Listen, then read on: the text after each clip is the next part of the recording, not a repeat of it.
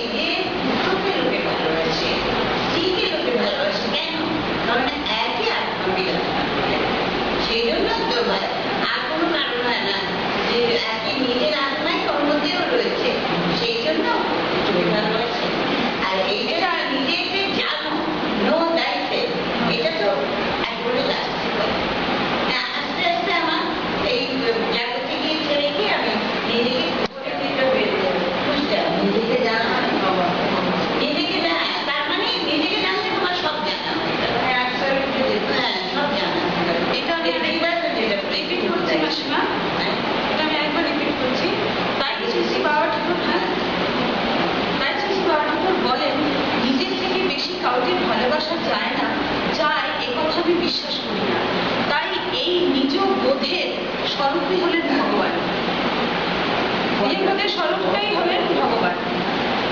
এই নিজ বোধরূপী ভগবান সর্বত্র সব কিছুর অন্তরে ও বাইরে নিত্য বর্তমান। ঠিক আছে?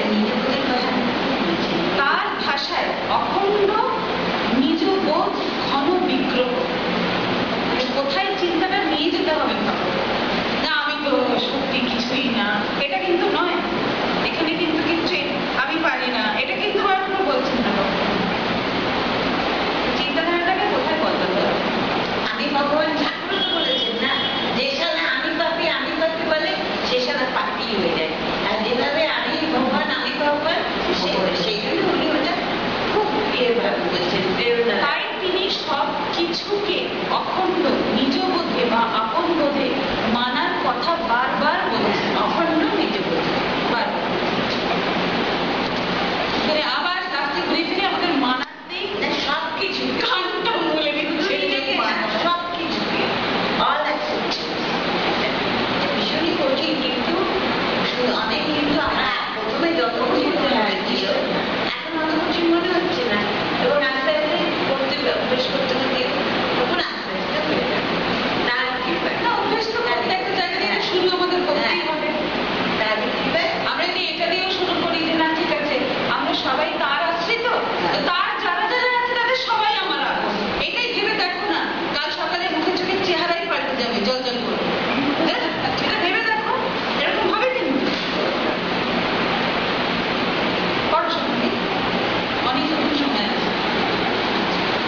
আমার কিছুই থাকছে, চতুর লাল হয়ে গেছে দেখো। এই আবার কথার সাথে ব্যস্ত হচ্ছে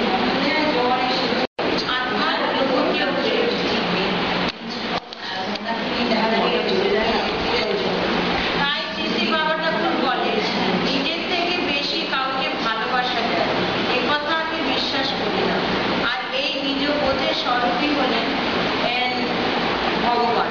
এই নিজ বোধরূপী ভগবান সর্বত্র সবকিছুর অন্তরে বাইরে লিপ্ত করেন। তার ভাষায় অখণ্ড নিজ বোধ ঘন বিগ্রহ। তাই তিনি সবকিছুকে অখণ্ড নিজ বোধে বা আপন বোধে মানার কথা বারবার বলেন।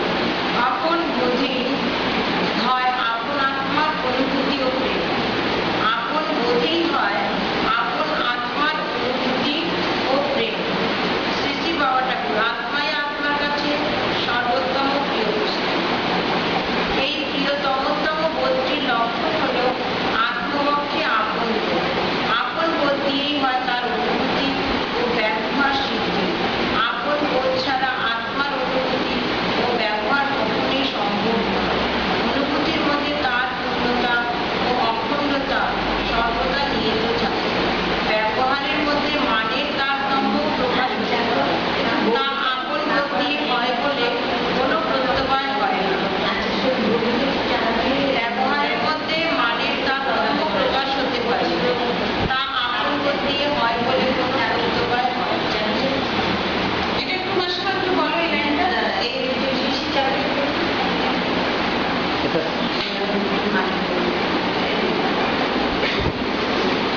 খাইয়ে দিলেন না, টি-শার্টটা তুলতে পারবেন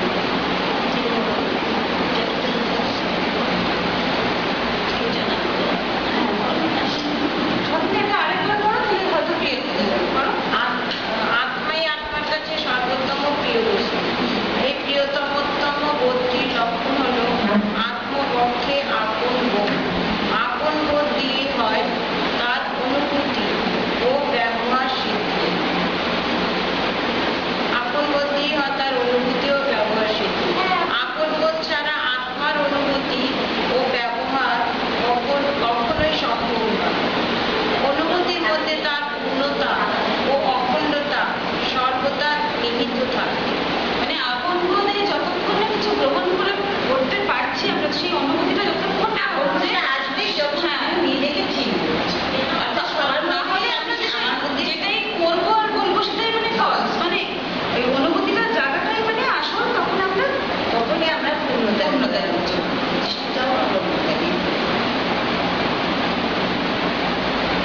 ব্যবহারের মধ্যে মানের তারতম্য প্রকাশ হতে পারে, তা আপন বোধ প্রেম করে।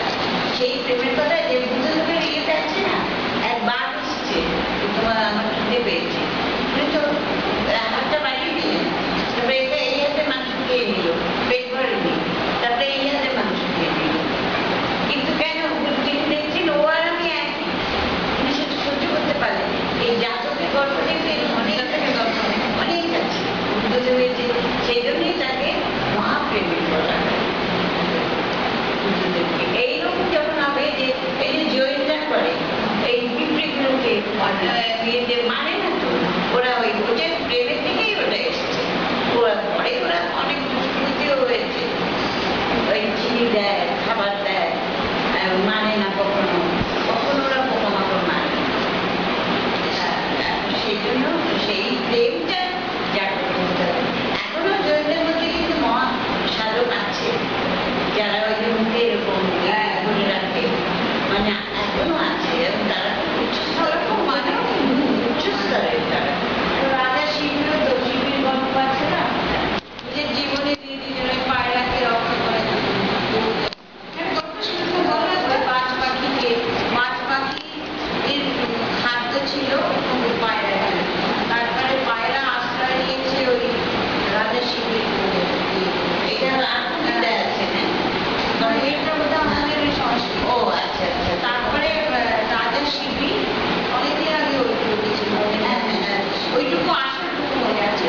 তখন রাজা শিবির সেনকে বললো, ওই বাজ পাখিকে, যে তুমি একে কেন তুমি খাচ্ছ, হ্যাঁ এই কি করেছে তোমার? তখন বললে আমার খাদ্য, তুমি একে ফিরিয়ে দাও।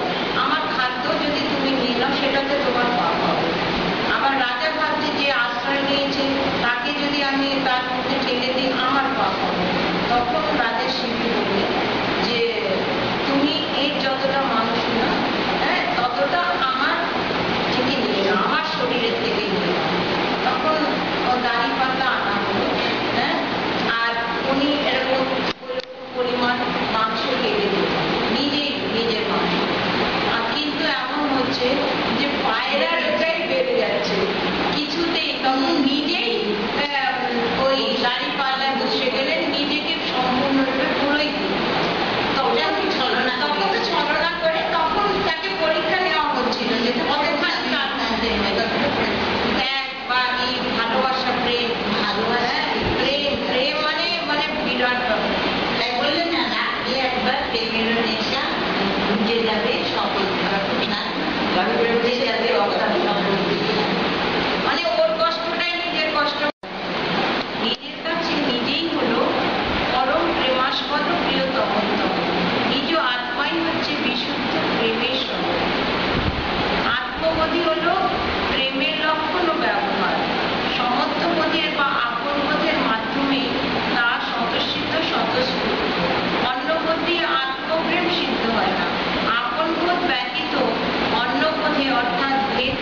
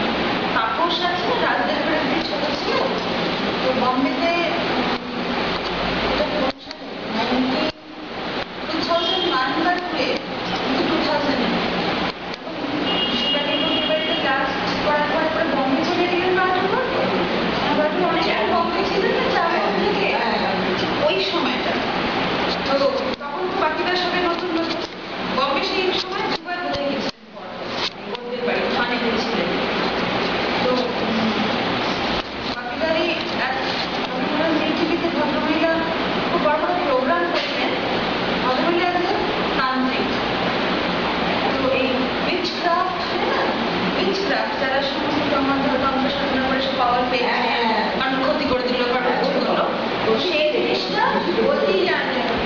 হ্যাঁ, মানে ভালো তো করে না, যদি ক্ষতি করে, তো এরকম মানুষটা বারবারের কাছে আমাদের যে ডিফারেন্সটা দেখা আছে না, সে ওর কাছে যায়। ওর যে একটা সুন্দর চেহারাটা, এরা তো রিচক্রাফট করে অনেক কিছু পারে, চেহারাটা দেখেছো দিনকে দিন দেখা ইয়াং হয়ে যাচ্ছে একদম, ওর মধ্যে কোনো বয়সের ছাপ পড়েনি। এগুলো কিন্তু এইসবেরই জন্যে, যারা এরকম ধরনের যারা পারেন বা যায় এই জায়গাতে। সেই ভদ্রমহিলা এসেছিলেন, সুদর্শন ছিল এই সময়টা, বললো কি তোমার মনে আছে? সুদর্শন বললে হ্যাঁ বাবা মনে আছে। সবাই তো ভয় পাচ্ছে ওর কাছে যেতে, সবাই জানে, সবাই মানে কি তখন বাঁকুড়া ছিল ওই তাপসের বউ জ্যাসমিন আর সুদর্শন আর বাবু, তো কেউ আর সবাই জানে যখন এরকম করে তান্ত্রিক যোগা করে দিল, কিছু যতই হোক, তো ভদ্রমহিলার কাছে ওদের বাকিটা পরে গিয়েছিল, বাবুরা কিছু বই নিয়ে বা কিছু নিয়ে সুদর্শন আমাদের গিয়েছিল, তারা আবার একটু ভয় পেয়ে গিয়েছিল। তখন বলেছে যে আমাদের মতো মানুষ হোক বা আরো যেরকম সাধুসঙ্গ হোক, সেখানে ভর্তি ভর্তি ঘর ভর্তি ভর্তি লোক থাকে, তোমাদের এরকমই 4-5 জন এত সুন্দর কথা বলে, এত মানে গভীরে সমস্ত কিছু আলোচনা করলে সেখানে 4-5 জন বসে আছে, ভদ্রমহিলা বলেছে। সবসময় হ্যাঁ পিএইচডি স্টুডেন্ট তাই বলছিলেন, জবটা দিলেন, তখন যেখানে লোয়ার ক্লাস ধরুন জবটা, সেখানে আমাদের বেশি একটা কমপ্লিট সেকশন হলো, 3টে সেকশন হলো, তারপরে আবার 12 থেকে সেটা 2টো হয়ে গেল, স্ট্রিম চেঞ্জ হয়ে গেল, একটু হয়ে গেল, আবার গ্রাজুয়েশন লেভেলও কমে গেল, এমএ কমে গেল, আবার পিএইচডি লেভেলে একটা, আর তার উপরে কেউ তো সেখানে আমরা তো 5 বছরে একটা স্টুডেন্ট যায় পিএইচডির উপরে কোনো লেভেল পায়। যত তুমি এইরকম মাস কখনো থ্রু কালচারটা নিতে পারো, মানে লাইন কালচার সবসময় এই মুষ্টিমেয় হয়, নিচের দিকে হয়। তাকে মানে বললেন বারবার এই উত্তরটাই দিলেন যে এরকম আর কি, সব যে মানুষ ছুটে বেড়াচ্ছে তাদের পিছনে চাই বলে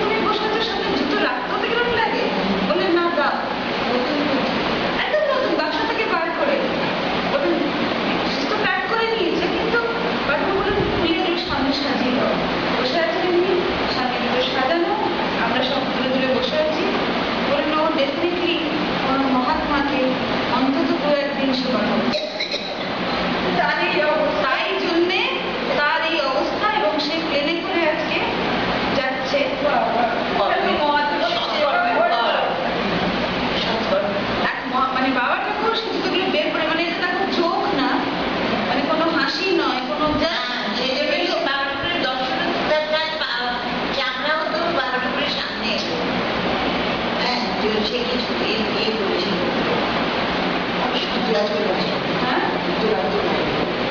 বলছি হ্যাঁ ওখানে ছিলাম আমি এক করে যাই বাবার সঙ্গে দেখা করছি আমাদের অদ্ভুত না, মানে সে মারা যাওয়ার সময় ভেতর থেকে সে মানে নিজের আত্ম প্রাণীর জন্য যখন তার ভেতর থেকে ঠাকুরকে ডেকেছে, ওই যে বলে না, ওই যে কি যেন ধুনুরি না, সেগুলো কিরকম দেখো, মানে বার করালেন, দেখলেন, সবচেয়ে খুব সুন্দর হয়ে কোন গরু কি চামড়া সব বৃত্তান্ত নিয়ে বললেন যে নিশ্চয়ই অন্তত দুদিন কোনো মহাত্মার সেবা করেছে। দুদিন খাইয়েছিল বোধ হয়। হ্যাঁ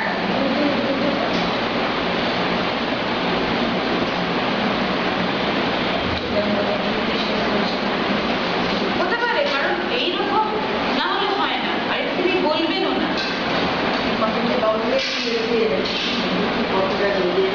এখন সে এক সাধু আর সন্ন্যাসী না, এক শিষ্য বাড়ির সাধুকে চাষ করত। এই শিবের মাথায় বুদ্ধি না না, ও বসে নিয়ে এবার তুমি কাজ করছিস না, এই কাজ করো, কাজ করো, ভালো লাগে না, তা বলছে হ্যাঁ হ্যাঁ, কোনো কাজই তার দ্বারা ভালো হয় লাগে না, সে করছে বলছি রাখতে পারে কি বলছে, আমাকে একটু মারলো, আমাকে নিয়ে আসলো, বিচারলো, সে আত্মরা শুনে তাই বলছে কিছু রাখতে সে আমাকে বিচারলো, গরমে দিয়ে দিল, তারপর সে মাথায় শ্বাস করলো, তারপরে আমাকে বলছে নিয়ে আসলো, নিয়ে এসে আমাকে বিচারলো, পিঠে কাদা দিয়ে জল দিয়ে আমাকে করলো। বলছি তুমি আমাকে কিন্তু চলে যাচ্ছি না, আমি ওখানে এক সাধু কাছে এসেছি, ওখানে মনে আমার সাধু আমাকে তুমি জলটা বলে যাওয়া সাধু না, আমি যে তুমি আমাকে বাড়ি দিও, আমাকে সাধু সেই থাকবে দেখো এই যে গল্পে আত্মবিদ্যা